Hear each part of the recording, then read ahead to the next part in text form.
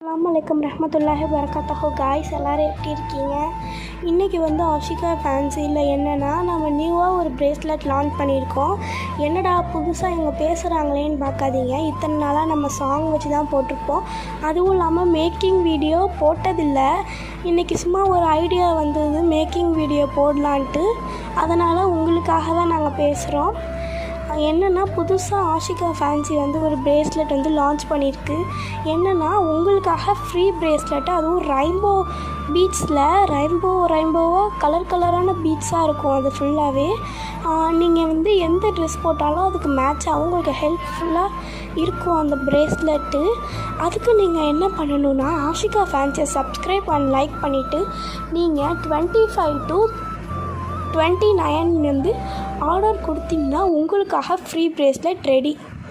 Okay guys, அஸ்ஸலாமு அலைக்கும், thank you. அடுத்த